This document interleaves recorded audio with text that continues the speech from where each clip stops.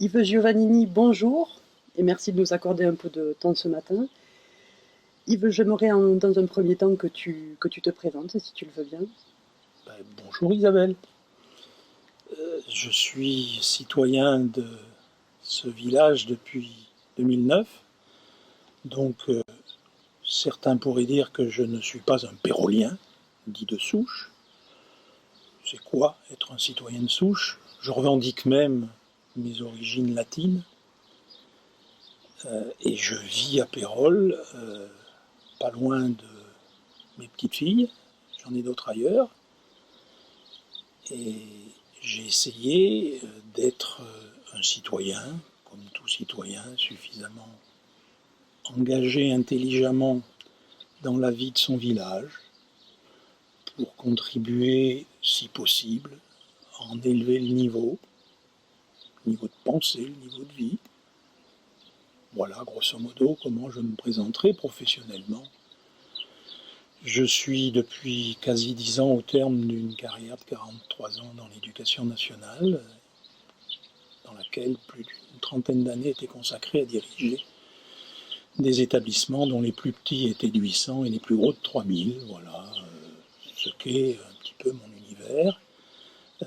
C'est vrai que j'ai servi l'éducation nationale parce que je revendique une dette à l'égard de l'école républicaine, à l'égard de ce qui m'a permis d'émerger d'un petit village auvergnat où le hasard de la vie de mes parents les avait conduits à me faire naître. Mais je me sens de partout parce que je me sens d'abord un être humain, humaniste, et ce sont ces valeurs-là qui me guident du 1er janvier au 31 décembre. Chacun a les valeurs qu'il peut, mais moi j'ai les miennes, je suis prêt à en parler. Alors, c'est une très bonne transition, puisqu'effectivement, au travers du soutien qui est le tien à la liste Unir Pérols, je souhaitais que tu puisses évoquer les valeurs qui t'animent, qui sont, je crois, qui ont beaucoup de liens avec les valeurs qui également nous ont conduits à nous présenter à cette élection municipale. Merci d'aborder la question. C'est une question large, je ne voudrais pas me lancer dans un cours de philosophie. Je ne suis pas philosophe, j'ai fait plutôt des études d'économiste. Mais l'économie, ça rejoint la sociologie, ça rejoint la psychologie. C'est au moins comme ça que je l'ai enseigné pendant 12 ans. Pour moi, un être humain, c'est quelqu'un qui doit d'abord savoir ce qu'il apporte aux autres. C'est ainsi que j'essaye de le faire passer à mes petites filles. Le nombre de ceux qui pensent d'abord à eux pour se servir avant de servir autrui, ça m'a toujours fait très mal, et ceux qui se sentiraient concernés, là, aujourd'hui, par ce que je viens de dire, je suis prêt à leur dire face à eux. Ils se reconnaîtront. La deuxième attente que j'ai d'un être humain, c'est qu'il n'ait qu'une parole. Quand on dit on fait, on ne se cache pas, ou on ne joue pas la marionnette, à laquelle il y a des personnes qui tirent les ficelles. Celle qui se reconnaîtrait dans ce que je viens de dire a le droit de venir me demander, là, ce que j'en pense. Et la troisième valeur, pour moi, d'un être humain, c'est d'avoir une éthique de vie, une morale, non pas une morale moralisante, religieuse. Chacun a la religion qu'il veut, chacun a la vie personnelle qu'il veut, mais j'ai toujours combattu, quand j'étais chef d'établissement, les mômes qui ont été croisés la drogue. Ça traduit un mal-être profond, et on a toujours essayé de travailler le mal-être avec eux. J'ai aussi toujours été traumatisé, et ça s'est produit 5 fois dans ma carrière, par des jeunes qui avaient trop bu et qui se sont retrouvés dans un fossé, dans un arbre, qui sont morts. C'est horrible de vivre ça. Donc pour moi, l'éthique de vie, c'est aussi ça. Et j'attends que lorsqu'on est le plus haut représentant d'une entreprise, d'un pays, d'une municipalité, on soit au plus proche de ses valeurs. Alors Yves, je crois que, comme de nombreux péroliens, tu as vécu de manière assez difficile les 6 années qui viennent de passer et le mandat de Monsieur Rico. Je crois que tu as pas mal œuvré à ton niveau pour ramener la municipalité à un peu d'équilibre et de raison. Tu voudrais peut-être nous en dire un mot? Oui, d'équilibre ou de raison, mais surtout de bon sens. Alors, j'ai vécu comme une succession de traumatismes. Le premier, je le situe très clairement, 2 mois après les élections de 2014, devant la mairie, où un maire nouvellement élu est venu justifier devant des enfants, devant moi-même qui l'interpellais, les raisons profondes qui conduisaient à fermer une école de musique, une école de danse au nom de 400 000 € de coûts.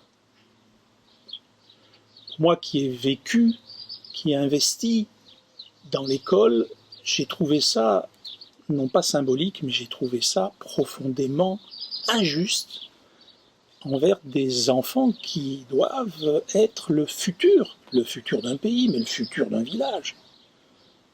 Quand on sait le futur des jeunes péroliens qui cherchent à habiter ici, on se dit est-ce que cette ville ne pourrait pas veiller à faire en sorte que les conditions pour y habiter ne soient pas pour les jeunes si difficiles, parce que les jeunes, c'est l'avenir. Moi, je suis déjà un vieux clou. Le clou, il va être de plus en plus rouillé. Si Pérols devient une succession de vieux clous, il y a des inquiétudes à avoir. Et j'ai vécu dans la foulée un autre traumatisme. La même année, vous êtes retraité, vous prenez 36% de hausse des impôts locaux et vous prenez l'augmentation de la CSG. Il y a de quoi les suicider ou alors combattre. Et donc, j'ai considéré qu'à mon petit niveau, j'ai souhaité combattre. Oh, pas combattre comme monsieur le maire a pu nous présenter. Nous étions des terroristes. Parce que, effectivement, pour moi, SOS Pérols est devenu le meilleur lieu apolitique, mais apolitique dans son action. Ça ne veut pas dire que chacun des citoyens qui étaient membres de SOS Pérols ou au conseil d'administration comme moi devait écraser ses options politiques. Je revendique haut et clair le fait que j'aurais plutôt tendance à être à gauche qu'à être au centre. Mais ça veut dire quoi aujourd'hui être à gauche? Encore ce matin, j'ai lu 2 articles, dont l'un très intéressant sur la réaction de la gauche française ou des gauches françaises à un propos de Manuel Valls, qui a été ce qu'il a été. Il a été Premier ministre, mais il expliquait qu'aujourd'hui, il se demande si la lutte des classes n'est pas remplacée par la lutte des races, ou d'un racisme qu'on veut présenter comme tel. Et alors, vous avez les Khmers de gauche qui considèrent qu'ils sont la gauche, la seule. Il y en a qui sont, qu'on voit parfois à la télévision, moustachus ou pas moustachus. Je ne suis pas sûr que ce soit celle-là, moi, ma gauche. Ma gauche, c'est celle qui fait que les individus naissent libres, égaux, et qu'on défende cette forme-là de vie. J'ai une modeste demeure dans la Drôme du Sud, où il y a 3 zones géographiques. Il y en a une qui s'appelle liberté, l'autre qui s'appelle égalité, et l'autre qui s'appelle fraternité. Ça reste pour moi les 3 valeurs. Alors, est-ce que je me suis senti libre à Pérols quand j'ai pris ces 36%? Non. Pourquoi me suis-je engagé dans SOS Pérols? Pour combattre. Combattre quoi?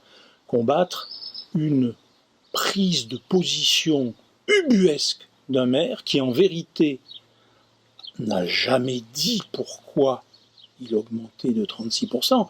Il a fait porter ça sur le dos de ses prédécesseurs, alors qu'il avait des visées complètement folles.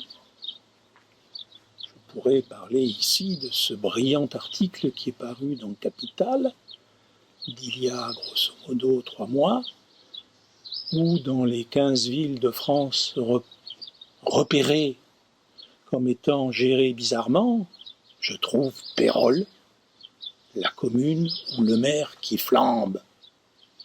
Est-ce que parmi les 45% de votants de M. Rico, il y en a beaucoup qui ont été lire cet article? Est-ce que parmi les 50% d'abstentionnistes du premier tour, il n'y en aurait pas qui pourraient aller le lire? La note de la commune de Pérols, fixée par une instance parfaitement objective, dit la gestion de la ville de Pérols vaut 5 sur 20. Pourquoi? Parce que par rapport aux communes de même taille, de mêmes conditions, on y paye 260 € d'impôts locaux en plus. Et si j'en crois la non-réponse du maire à « augmenterez-vous les impôts », je me dis qu'il n'y a pas de raison que ça continue pas, parce qu'on est géré actuellement à la petite semaine, au petit coup. Qui pourrait-on satisfaire? Un arbre par-ci, un banc par-là. Il n'y a aucune gestion prospective. Aucune. D'où mon engagement, effectivement, aujourd'hui, dans la lutte contre une façon de gérer une ville, et aujourd'hui, dans cette vidéo, qui me conduit à pouvoir clairement dire pourquoi. Je souhaite clairement, là, dire il n'y a pas 36 chemins aujourd'hui pour résoudre le problème. Le premier, c'est veut-on continuer à dépenser à tout va?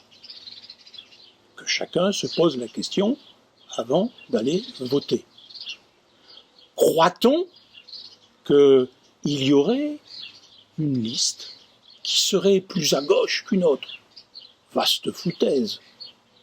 Il y a des membres d'une liste qui ont plus envie de régler leurs comptes personnels.